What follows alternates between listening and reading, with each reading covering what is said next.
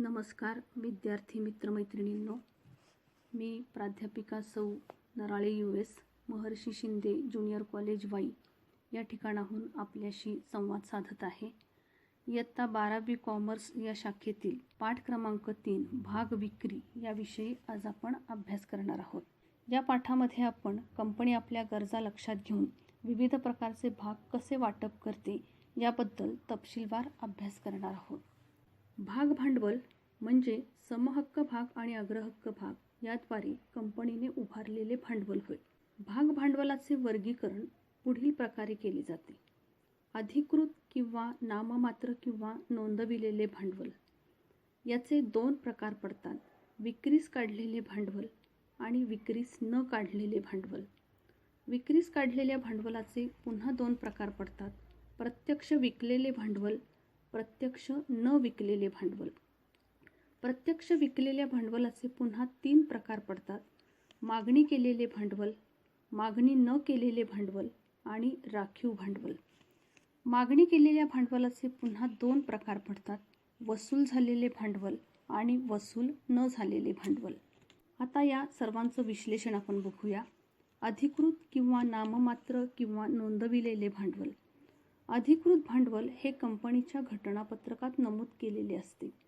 या नमूद केलेल्या भांडवला इतकेच भागवाटप करून कंपनीला आपले भांडवल उभारता येते, म्हणून याला नोंदवलेले भांडवल असेही म्हणतात. यापेक्षा जास्त भाग विक्री करून कंपनीला भांडवलाची उभारणी करता येत नाही. विक्रीस काढलेले भांडवल. विक्रीस काढलेले भांडवल हे अधिकृत भांडवलाचाच एक भाग असून कंपनी तिच्या भावी गुंतवणूकदारांना वाटप करते किंवा त्यांना भाग खरेदीसाठी आवाहन करते. विक्रीस न काढलेले भांडवल. आवाहन न केलेल्या उर्वरित अधिकृत भांडवलास विक्रीस न काढलेले भांडवल असे म्हणतात. कंपनी भविष्यात या विक्री न केलेल्या भांडवलातून भागवाटप करू शकते. प्रत्यक्ष विकलेले भांडवल. प्रत्यक्ष विकलेले भांडवल म्हणजेच गुंतवणूकदाराने खरेदी केलेले भाग असतात. तर प्रत्यक्षात न विकलेले भांडवल म्हणजे लोकांकडून विक्रीस काढलेल्या भांडवलाची पूर्ण खरेदी होत नाही. याला न विकलेले भांडवल असे म्हणतात. मागणी केलेले भांडवल. भाग वाटपावेळी कंपनी भागाच्या पूर्ण किमतीची मागणी करत नाही. कंपनी तिच्या गरजेनुसार सुलभ हप्त्याने मागणी करते. अशा प्रत्येक हप्त्याला भाग हप्ता मागणी असे म्हणतात. मागणी केलेले भांडवल हे घेतलेल्या भांडवलाचा हिस्सा आहे. त्याची कंपनी भागधारकाकडून मागणी करत असते. मागणी न केलेले भांडवल. मागणी न केलेले भांडवल म्हणजे भागाची उर्वरित रक्कम ज्याची मागणी कंपनीने सध्या केलेली नसते, परंतु ती भविष्य काळामध्ये केली जाणार आहे. राखीव भांडवल. राखीव भांडवल हे मागणी न केलेल्या भांडवलाचा हिस्सा आहे. कंपनी तिच्या विसर्जनाच्या वेळी वित्तीय गरजा भागविण्यासाठी मागणी न केलेल्या भांडवलाची मागणी करते. वसूल भांडवल. मागणी केलेल्या रकमेपैकी भागधारकाकडून प्रत्यक्ष मिळालेली रक्कम ही वसूल भाग भांडवलाची रक्कम म्हणून ओळखली जाते. वसूल न झालेले भांडवल. काही भागधारक भागावरील रक्कम देत नाहीत, म्हणजेच अशी रक्कम वसूल न झालेले भांडवल म्हणून ओळखली जाते. भाग विक्री. कंपनीला नवीन व्यवसाय सुरू करण्यासाठी किंवा चालू व्यवसाय वाढविण्यासाठी भांडवलाची गरज असते. जर कंपनी भाग विक्री करून भांडवल उभारणार असेल तर ती पुढील प्रकारच्या भागांचे वाटप करू शकते: अग्रहक्क भाग आणि समहक्क भाग. भागांची विक्री करण्यासाठी कंपनीला पुढील पद्धतीचा वापर करता येतो: सार्वजनिक विक्री, विद्यमान समहक्क भागधारकांना विक्री, विद्यमान कर्मचाऱ्यांना भाग विक्री आणि खाजगीरित्या विक्री. सार्वजनिक विक्री. याचे दोन प्रकार पडतात: प्राथमिक भाग किंवा सार्वजनिक विक्री. या पद्धतीमध्ये कंपनी जनतेस प्रथमतः भाग खरेदी करण्यासाठी आवाहन करते. नवीन कंपनी किंवा चालू कंपनी जेव्हा भांडवलाची गरज असेल तेव्हा जनतेकडून भाग विक्री करून भांडवल उभारते. सुरुवातीला प्रथमच कंपनी जनतेला भाग विक्रीसाठी आवाहन करते, म्हणून याला प्राथमिक भाग विक्री असे म्हणतात. नंतरची सार्वजनिक भाग विक्री. प्राथमिक भाग विक्री नंतर जेव्हा कंपनी भाग विक्री करते तेव्हा त्याला नंतरची भाग विक्री असे म्हणतात. दुसरा प्रकार, विद्यमान समहक्क भागधारकांना भाग विक्री. कंपनी भांडवल उभारणीसाठी विद्यमान समहक्क भागधारकांना पुढील प्रकारे भाग देऊ शकते. याचे 2 प्रकार आहेत, हक्क भाग आणि बोनस भाग. हक्क भाग, जेव्हा कंपनीस अधिक भांडवलाची आवश्यकता असते तेव्हा कंपनी तिच्या समहक्क भागधारकांना त्यांनी खरेदी केलेल्या भागाच्या प्रमाणात भाग विक्री करू शकते. अशा भाग विक्रीस हक्क भाग विक्री असे म्हणतात. नवीन भाग विक्रीमध्ये विद्यमान भागधारकांना भाग खरेदीचा अग्रहक्क असतो. बोनस भाग. बोनस भाग हे पूर्ण दत्त भाग असतात. बोनस भाग हे विद्यमान भागधारकांना मोफत त्याच्या धारण केलेल्या भागांच्या प्रमाणात वाटप केले जातात. साधारणतः आर्थिकदृष्ट्या मजबूत कंपनी तिच्या नफ्यातून किंवा राखीव निधीतून बोनस भाग वाटप करते, म्हणून याला नफ्याचे किंवा राखीव निधीचे भांडवलीकरण असेही म्हणतात. तिसरा प्रकार, विद्यमान कर्मचाऱ्यांना भाग वाटप. याचे एकूण 4 प्रकार आहेत. पहिला प्रकार, कर्मचारी भाग विकल्प योजना. या योजनेअंतर्गत कंपनी तिची मुख्य कंपनी किंवा दुय्यम कंपनी यातील कायम कर्मचारी, संचालक आणि अधिकारी यांना कंपनीचे समहक्क भाग भविष्यातील तारखेस पूर्व निश्चित दराने घेण्याचे अधिकार देते.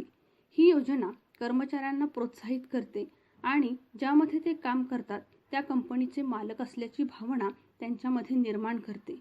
कंपनीला सुद्धा त्यामुळे चांगले कर्मचारी कायमस्वरूपी नियुक्त करता येतात. 2. कर्मचारी भाग खरेदी योजना. या योजनेअंतर्गत कंपनी तिच्या कर्मचाऱ्यांना पुढील तारखेला खरेदी करू शकतील अशा सवलतीच्या दरात समहक्क भाग देते. कंपनी कर्मचाऱ्यांच्या पगारातून भागाच्या देयकांसाठी काही रक्कम वजाही करते. 3. भाग किंमत वृद्धी अधिकार योजना. या योजनेअंतर्गत कर्मचाऱ्यांना एक विशिष्ट भाग संस्थेची भविष्यकाळातील वाढीव किंमत मिळण्याचा हक्क दिला जातो. भाग किंमत वृद्धी अधिकाराचे युनिट्स कंपनीकडून कर्मचाऱ्यांना वाटप केले जातात. भविष्यातील एका विशिष्ट तारखेला भाग किमतीतील वृद्धीची रक्कम रोख स्वरूपात किंवा समहक्क भागांच्या रूपात दिली जाते. चौथा प्रकार, स्वेट सामान्य भाग. कंपनी तिच्या कर्मचारी व संचालकांना पैशाऐवजी मोबदला म्हणून किंवा सवलतीच्या दरात भाग वाटप करते. कंपनीचे कर्मचारी व संचालकांच्या मौल्यवान योगदानामुळे वाढलेला नफा लक्षात घेऊन त्यांना हे भाग दिले जातात. समहक्क भागांप्रमाणेच स्वेट भागांना अधिकार असतात. या भागांचे किमान धारण कालावधी 3 वर्षांचा आहे, म्हणजेच या कालावधीत या भागांचे हस्तांतर करता येत नाही. या प्रकारचे भाग वाटप करण्यासाठी कंपनीला भागधारकांच्या सभेत विशेष ठराव मंजूर करून मान्यता घ्यावी लागते. चौथा प्रकार आहे खाजगीरित्या विक्री. जेव्हा कंपनी व्यक्तींच्या विशिष्ट समूहाला म्हणजे 200 पर्यंत संख्या असलेल्या समूहाला प्रतिभूती घेण्यासाठी आवाहन करते, याला खाजगीरित्या वाटप केले असे म्हणतात.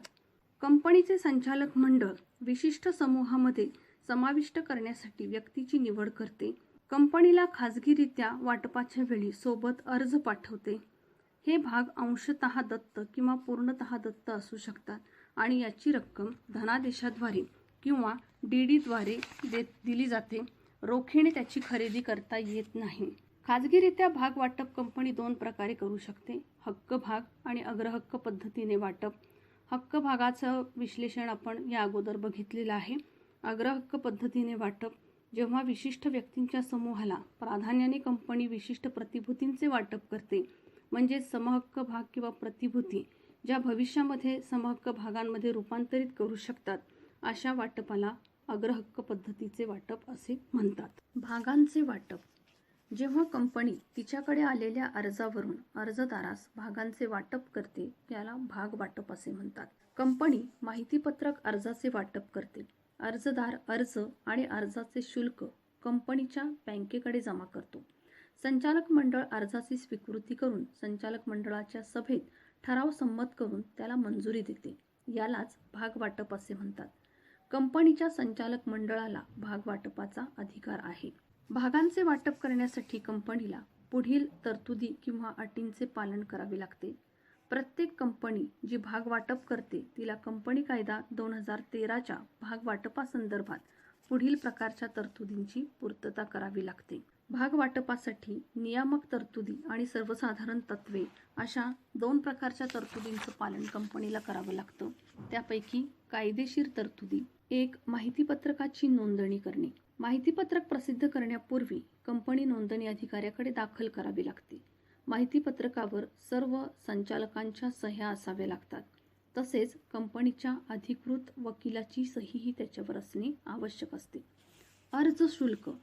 कंपनी कायद्यानुसार अर्जदाराला अर्जासोबत भागाच्या दर्शनी मूल्याच्या किमान 5% रक्कम किंवा सेबीने निश्चित केलेली रक्कम भरावी लागते. सेबीने सार्वजनिक कंपनीसाठी अर्ज शुल्काची रक्कम भागाच्या दर्शनी किमतीच्या किमान 25% निश्चित केली आहे. कंपनीने निश्चित केलेल्या बँकेत हे अर्ज शुल्क जमा केले जाते. किमान अभिदान उभारणी. किमान अभिदान उभारणी म्हणजे विक्रीस काढलेल्या भागाची आवश्यक असलेली किमान विक्री होणे. सदर किमान अभिदान रक्कम माहितीपत्रकात नमूद केलेली असते. माहितीपत्रक वाटपापासून 30 दिवसांच्या आत ही रक्कम जमा करावी लागते. भाग विक्री बंद होणे. सेबीनुसार भाग विक्री यादी कामकाजाचे कमीत कमी 3 दिवस आणि जास्तीत जास्त 10 दिवस खुली ठेवावी लागते. अर्जदार यादी खुली असलेल्या कालावधीतच अर्ज करू शकतो.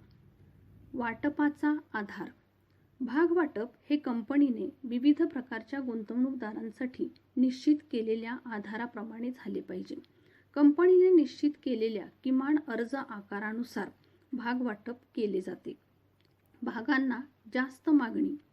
ज्यावेळी कंपनीने विक्रीस काढलेल्या भागापेक्षा जास्त भाग अर्ज खरेदीसाठी येतात या भागांना जास्त मागणी असे म्हणतात. माहितीपत्रक किंवा ऑफर लेटरमध्ये नमूद केलेल्या भागांपेक्षा जास्त भाग विक्रीस सेबी संमती देत नाही. तथापि निव्वळ विक्रीच्या जास्तीत जास्त 10% वाटप करायला परवानगी दिली जाऊ शकते. भाग बाजारात व्यवहार करण्यासाठी परवानगी. प्रत्येक कंपनीला भागाची सार्वजनिक विक्री करण्यापूर्वी 1 किंवा एकापेक्षा जास्त मान्यताप्राप्त भाग बाजाराची परवानगी घ्यावी लागते. माहितीपत्रकात भाग बाजाराचे नाव नमूद केले पाहिजे आणि नोंदणीसाठी अर्ज केला आहे याची वस्तुस्थितीही नमूद केली पाहिजे. जर भाग बाजाराने परवानगी नाकारली तर कंपनी भाग वाटप करू शकत नाही. भाग विक्रीसाठी व्यवस्थापकाची नियुक्ती करणे. सार्वजनिक विक्रीच्या वेळी 1 किंवा जास्त व्यापारी बँकेची व्यवस्थापक म्हणून नेमणूक केली जाते. यानंतर आपण बघणार आहोत सर्वसाधारण तत्त्वे. कंपनी कायदा 2013च्या तरतुदींबरोबरच कंपनीला खालील नियमांचेही पालन करावे लागते. 1. योग्य अधिकार. संचालक मंडळ किंवा संचालक मंडळाने नियुक्त केलेल्या भाग वाटप समितीलाच भाग वाटपाचे अधिकार असतात. भाग वाटप हे फक्त भाग मागणी अर्जाच्या बदल्यात असावे. कंपनी भागाचे वाटप अर्जदाराच्या लेखी अर्जानुसारच करू शकते. वाजवी कालावधी. भाग वाटप अर्ज शुल्क स्वीकृतीनंतर 60 दिवसांच्या आत करावे. भाग वाटप माहितीपत्रक वाटप केल्यापासून 5व्या दिवसापासून करता येते. निश्चित किंवा विनाअट भाग वाटप. भाग वाटप हे माहितीपत्रक आणि अर्ज यात नमूद केलेल्या अटींनुसार झाले पाहिजे. वाटपाच्या वेळी नियमामध्ये कोणताही बदल होता कामा नये किंवा नवीनही नियम त्यामध्ये अंतर्भूत करता येत नाहीत. संप्रेषण म्हणजे संपर्क साधणे. कंपनी भाग वाटप पत्र किंवा वाटप सल्ल्याद्वारे अर्जदारांना भाग वाटप झाल्याचे कळवणे आवश्यक असते. या पत्रामध्ये वाटप केलेल्या भागांची संख्या, देय भाग वाटप रक्कम इत्यादीची माहिती दिलेली असते. विसंगती नको. भाग वाटप करताना इतर कोणत्याही कायद्याचे उल्लंघन करू नये. कंपनी कोणत्याही विद्यमान कायद्याचे उल्लंघन करून किंवा कायद्याशी विसंगतपणे भागांचे वाटप करू शकत नाही. यानंतर आपण बघणार आहोत भाग वाटपाची कार्यपद्धती. भाग वाटप म्हणजेच लेखी भाग अर्ज शुल्कासह केलेल्या अर्जदारांना संचालक मंडळाने भागांचे वाटप करणे होय. यासाठी संचालक मंडळाला भाग वाटपाची पुढील कार्यपद्धती वापरावी लागते. वाटप समितीची नेमणूक. भाग विक्री बंद झाल्यानंतर चिटणीस संचालक मंडळाला भाग वाटपाची तयारी करण्याबाबत माहिती देतो. जेव्हा भाग विक्री इतकीच मागणी असेल तेव्हा किंवा कमी मागणीची स्थिती असेल तेव्हा संचालक मंडळ भाग वाटप करते, पण जेव्हा जास्त मागणीची स्थिती असेल तेव्हा मंडळ वाटप समितीची नेमणूक करते आणि कशाप्रकारे वाटप करावे याविषयीचा अहवाल मंडळाला त्यांच्याकडून सादर केला जातो. वाटपाच्या प्रमाण निश्चितीसाठी संचालक मंडळाची सभा बोलावणे. संचालक मंडळ हे वाटप समितीने सुचवलेल्या सूत्रानुसार भागवाटपाला मंजुरी देते. जेव्हा अशा प्रकारचे सूत्र निश्चित केले जाते तेव्हा सेबीचा प्रतिनिधीही त्याला उपस्थित असतो.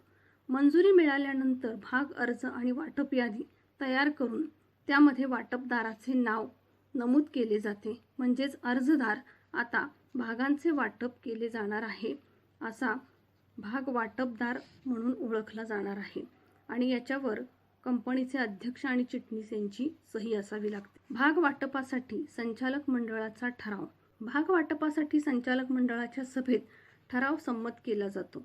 या ठरावाद्वारे चिटणीसाला भाग वाटप पत्र किंवा दिलगिरी पत्र पाठवण्यासाठी सूचना दिली जाते.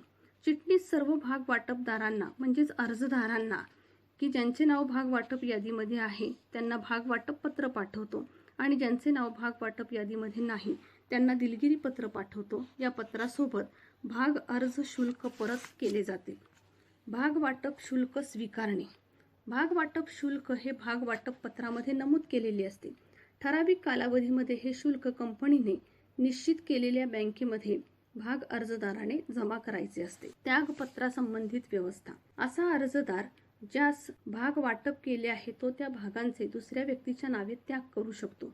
त्याग करण्यासाठी अर्जदारास कंपनीच्या विहित नमुन्यातील त्याग अर्जासोबत मूळ भाग वाटप पत्र सादर करावे लागते. वाटप पत्र विभाजित करण्याबाबतची व्यवस्था. काही वेळा अर्जदार त्याला भाग वाटप झाले आहे ते वाटप पत्रे विभाजित करण्याची विनंती करू शकतो. विभाजित करणे म्हणजे भाग एक किंवा जास्त व्यक्तींच्या नावाने करणे. संचालक मंडळाने मंजुरी दिल्यानंतरच चिटणीस विभाजन वाटप यादीमध्ये माहिती नोंदवतो आणि विभाजन पत्र वाटप करतो. भाग वाटप विवरण पत्र दाखल करणे. चिटणीसास कंपनी नोंदणी अधिकाऱ्याकडे भाग वाटप झाल्यापासून 30 दिवसांच्या आत भाग वाटप विवरणपत्र दाखल करावे लागते. यामध्ये भाग अर्जदाराविषयी पूर्ण माहिती असावी लागते. सभासदांची नोंदवही तयार करणे आणि भाग प्रमाणपत्राचे वाटप करणे. ज्या अर्जदाराने भाग वाटप शुल्क जमा केले आहे त्याचे नाव चिटणीस सभासद नोंदवहीमध्ये नोंदवतो आणि 2 महिन्यांच्या भाग वाटपापासून 2 महिन्यांच्या आत भाग प्रमाणपत्र तयार करून त्याचे वाटप करतो. भाग प्रमाणपत्र. भाग प्रमाणपत्र हे असे दस्तऐवज आहे की जे धारक कंपनीच्या विशिष्ट भागसंख्येचा मालक आहे हे सिद्ध करतं. भाग प्रमाणपत्र हे भागासाठीच्या मालकी हक्काचा अंतिम पुरावा म्हणून ओळखला जातो. भागावरील हप्ते मागणी. कंपनी भाग विक्रीच्या वेळी स्पष्ट करते की भागाची विक्री किंमत कंपनीने मागणी केल्यानंतर हप्त्याने द्यावी लागेल. जेव्हा जेव्हा कंपनी भागधारकांना भागावर न भरलेल्या शिल्लक रकमेचा काही भाग किंवा पूर्ण रक्कम देण्याची मागणी करते तेव्हा त्यास भागावरील हप्ते मागणी असे म्हणतात. अशा प्रकारे अर्ज शुल्क आणि भाग वाटप शुल्क या व्यतिरिक्त जर कंपनी भागावरील उर्वरित रकमेची मागणी करत असेल तर त्याला भागावरील हप्ता मागणी असे म्हणतात. संचालक मंडळ भाग हप्ता मागणी करू शकते, परंतु त्यासाठी फक्त कंपनीचं हित त्यांनी लक्षात घेणं आवश्यक आहे. तसेच त्यांनी किमान 14 दिवसांची नोटीस यासाठी देणे आवश्यक असतं. भाग जप्ती. एखादा भागधारक विशिष्ट कालावधीत भागावरील मागणी हप्ता देण्यास असमर्थ असेल तर नियमावलीत तरतूद असल्यास संचालक मंडळ असे भाग जप्त करू शकते. सभासदाचा मालकी हक्क काढून घेणे याला भाग जप्ती असे म्हणतात. फक्त अंशतः देय भागच जप्त केले जातात. संचालक मंडळ फक्त कंपनीच्या हितासाठीच भागांची जप्ती करू शकते. भागाचे समर्पण. भाग समर्पण म्हणजे स्वेच्छेने भाग रद्द करण्यासाठी कंपनीकडे जमा करणे. जेव्हा भाग जप्त करण्याव्यतिरिक्त कोणताही पर्याय उपलब्ध राहत नाही त्यावेळी भागाचे समर्पण केले जाते. फक्त अंशतः देय भागाचे समर्पण केले जाते. समर्पण केलेल्या भागाची पुनर्विक्री भाग जप्तीप्रमाणेच करता येते. कंपनीच्या नियमावलीत भाग समर्पणाची तरतूद असावी लागते. भागांचे हस्तांतरण. भागांचे हस्तांतरण म्हणजे स्वेच्छेने भागधारकाकडून दुसऱ्या व्यक्तीला भागांचे हस्तांतरण करणे होय. सभासद पैशासाठी किंवा भेट म्हणून भागांचे हस्तांतरण करू शकतो. प्रत्येक भागधारकाला भाग हस्तांतरणाचा हक्क आहे. सार्वजनिक कंपनीच्या भागांचे मुक्तपणे हस्तांतरण करता येते, परंतु यासाठी नियमावलीमध्ये तरतूद असावी लागते. खाजगी कंपनीच्या भागांच्या मुक्त भाग हस्तांतरावर निर्बंध असतात. भागधारक हस्तांतरासाठी अर्ज करून भागांचे हस्तांतरण करू शकतो. त्यासाठी भाग प्रमाणपत्र आणि हस्तांतर शुल्क जमा करावे लागते. जे भागधारक भागांचे हस्तांतरण करतो त्यास हस्तांतरक असे म्हणतात आणि ज्याला भागाचे हस्तांतरण करावयाचे आहे त्याला हस्तांतरिती असे म्हणतात. भागाचे संक्रमण म्हणजे कायद्याच्या तरतुदीनुसार भागाचे हस्तांतरण होणे, म्हणजेच सभासदाच्या भागाचे अन्य व्यक्तीस सभासदाचा मृत्यू, दिवाळखोरी किंवा मानसिक संतुलन बिघडल्याने त्याचे हस्तांतर त्याच्या कायदेशीर वारसदाराच्या नावावर होते. भाग संक्रमण ही अनिवार्य कृती आहे. कायदेशीर वारस ही व्यक्ती भाग संक्रमणात पुढाकार घेते. कायदेशीर वारस किंवा कायदेशीर प्रतिनिधीने या भागासाठी काही मोबदला देण्याची आवश्यकता नसते. भाग संक्रमणानंतरही मूळ भागधारकाची जबाबदारी तशीच सुरू राहते. भाग हस्तांतर अर्जाची व मुद्रांक शुल्काची यावेळी गरज नसते. धन्यवाद.